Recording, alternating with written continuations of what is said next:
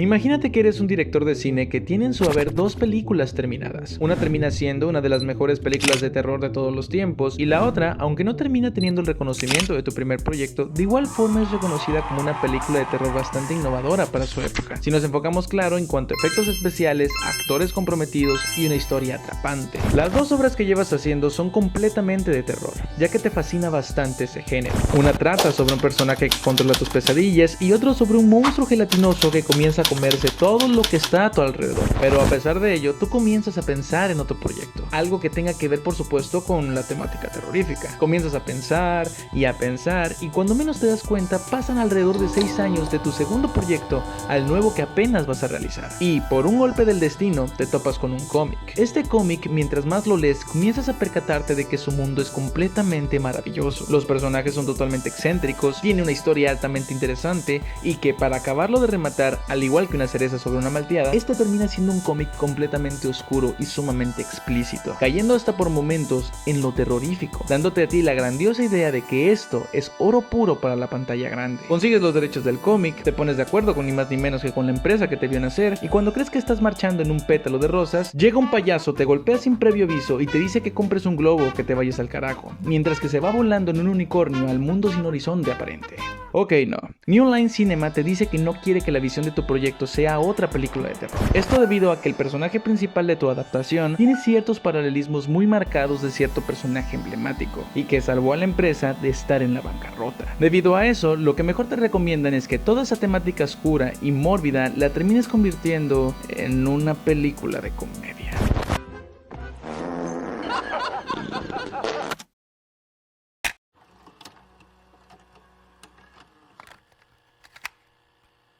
Como se podrán dar cuenta, si ya saben de qué estamos hablando, es porque definitivamente vieron la carátula de este video, a mí no me engaña. Pero además de eso podrán notar que estamos hablando del icónico Freddy Krueger, y que la historia, bueno, tu historia, es completamente real, ya que esto le ocurrió a Chuck Russell con la película de La Máscara. Así que agarra tus palomitas, ponte cómodo y adéntrate a cómo La Máscara terminó siendo algo completamente diferente a lo que se tenía planeado. Pero antes de comenzar, si te está gustando mi contenido, les agradecería bastante si le dan al botón de suscribirse y me regalan un like a mi video para que YouTube pueda recomendar mi contenido y así hacer más grande nuestra comunidad cinéfila y empedernida. Si eres nuevo en el canal, te invito a que cheques mi otra sección llamada Curiosidades Curiosamente Curiosas. Ahí subo mini clips de curiosidades de películas bastante interesantes. Ahora sí, sin más que decir, continuemos con el video.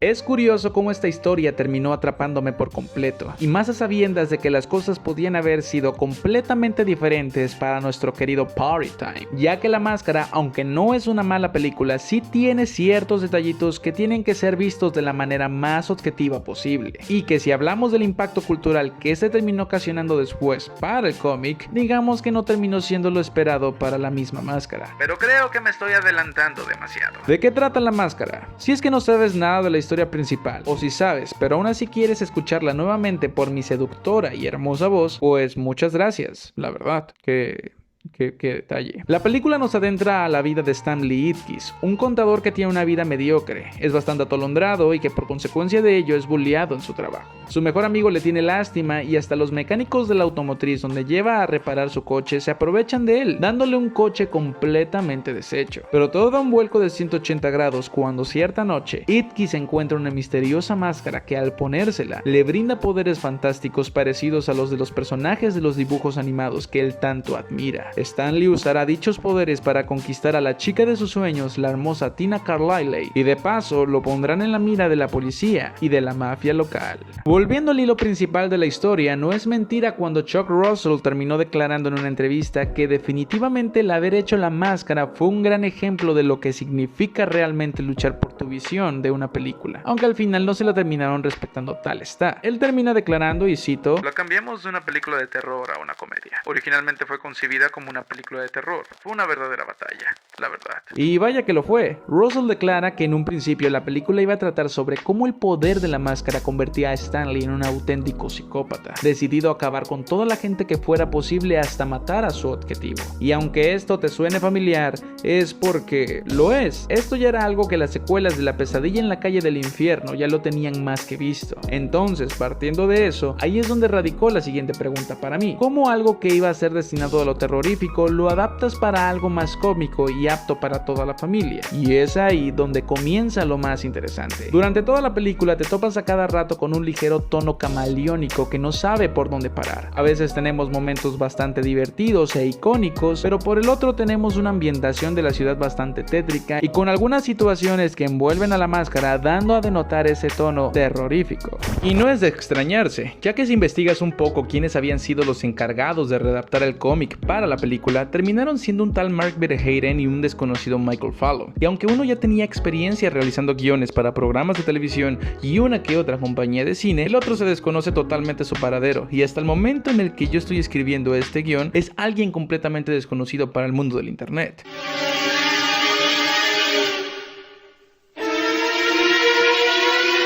Volviendo a la historia principal de la película, Chuck no se iba a quedar de brazos cruzados viendo cómo su visión estaba relativamente siendo mutilada por los productores, y más si ellos ya tenían más que contratado a Jim Carrey en el papel protagónico, que por cierto, Jim Carrey es un caso interesante en cuanto a la forma en la que terminó estando en la película, ya que investigando un poco para este video terminé con más dudas que respuestas respecto a ese tema. A ver, por un lado se dice que los productores habían decidido hacer de la película una plataforma para impulsar la carrera del actor en las comedias de adolescentes, y por eso mismo Chuck estaba más que en desacuerdo, y por el otro que el director estaba más que fascinado con Jim, ya que sabía que al tenerlo era sinónimo de éxito en taquilla. Caemos en cuenta de que en 1994, año en el que se estaba realizando la película, Jim ya había interpretado al personaje de Ace Ventura, siendo este un completo éxito en taquilla. Volviendo a la línea principal de la historia, con todo esto encima, Chuck Russell, en vez de quedarse con los brazos cruzados y rendirse ante los productores como todo director frustrado, él decidió meter toda la carne al asador y brindar un trabajo bastante decente en cuanto a la producción y efectos especiales, como de igual forma en lo entretenido y en lo cómico para toda la familia. Que bueno, así que digas que no paré de reír en toda la película, pues tampoco. Hay que reconocer que Jim Carrey como persona es un tipo buen pedo. O sea, mírenlo, rebota carisma el hijo de puta. Pero eso no quiere decir que de igual forma la comedia que él hacía en los años 90 sea exactamente igual que a la de ahora, casi llegando a la conclusión de que esta película es más admirada por los valores de producción y el factor nostalgia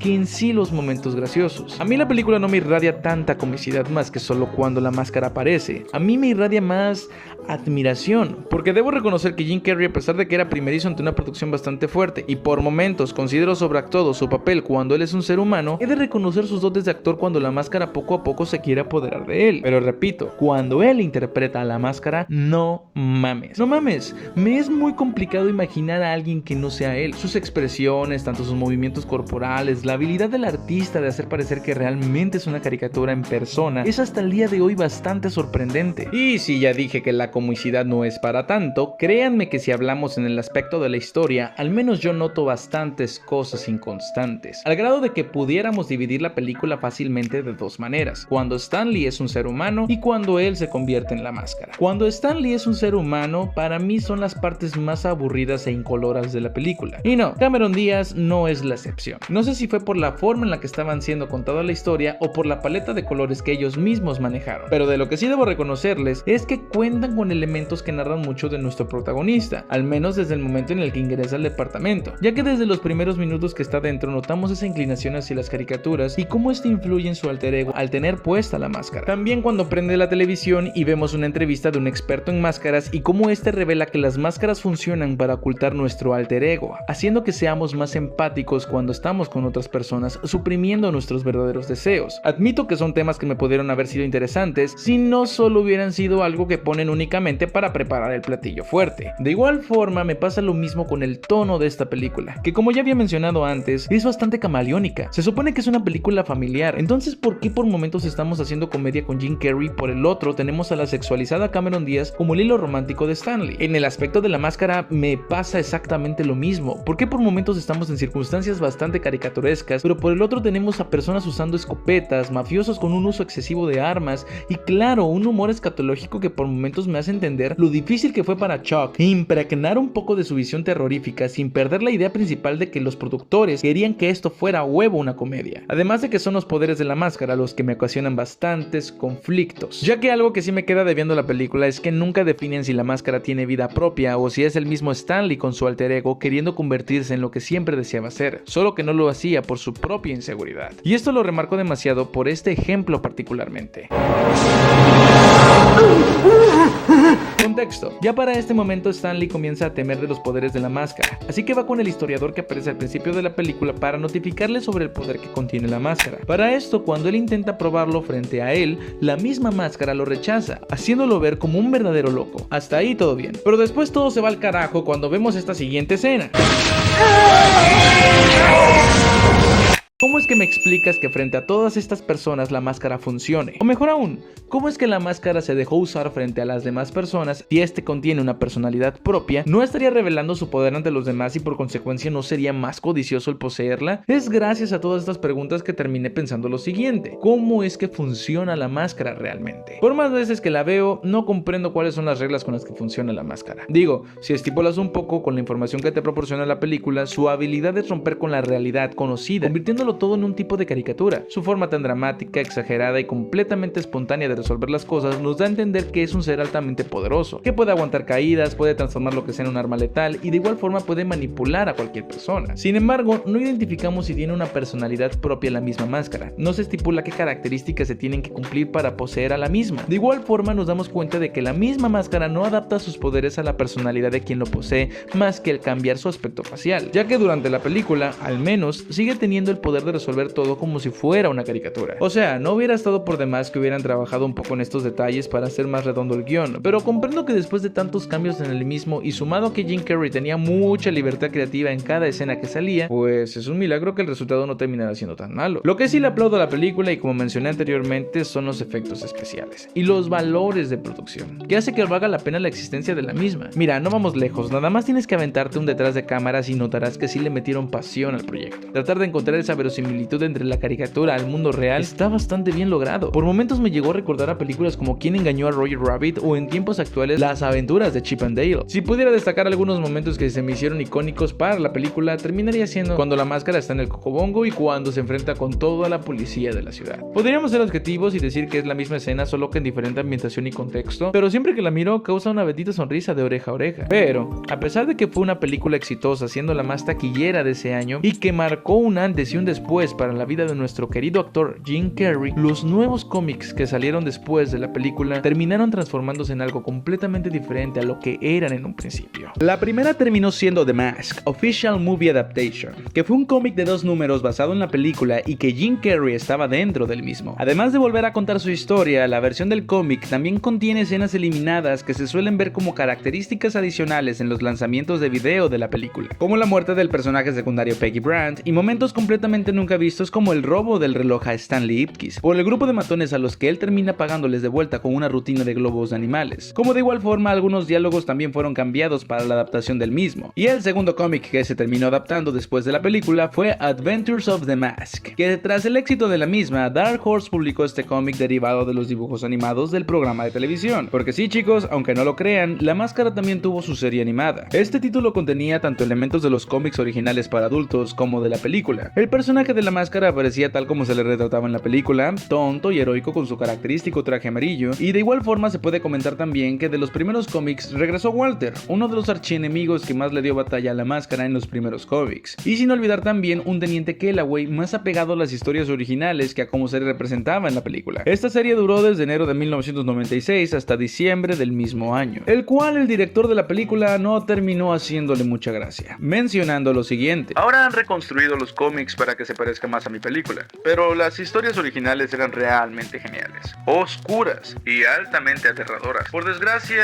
yo sabía que como película hubiera sido una reminiscencia del gran Freddy Krueger. Y esto al final es lo que tenemos, una película cuando menos interesante y con un director que luchó constantemente en buscar que su obra fuera casi parecida a la visión que él tenía en un principio. Y les digo la verdad, lo logró en cierta manera. Para esta investigación me tomé la molestia de leer los cómics originales y compararlos con el producto final, y vaya que Chuck le tenía un gran respeto al material original. Y eso es bastante notable desde el momento en el que al menos recalcó algunas de las viñetas del cómic a la pantalla grande, porque créanme, en el cómic es demasiado gráfico. Terminaré diciendo que esta película es un claro recordatorio de que cuando tú tienes una visión de algo y este no termina siendo lo esperado, que eso no sea un impedimento para que al menos no intentes dejar tu sello en el mismo. Diría un viejo compa, los obstáculos son oportunidades, porque siendo objetivos, al notar la cantidad de diferencias creativas, cualquiera hubiera abortado la misión, y sin embargo, Chuck lo luchó hasta el último momento para que se lograra algo bastante fresco para la época, y que al final terminó siendo considerada como una película de culto. Claro que eso no lo decido yo,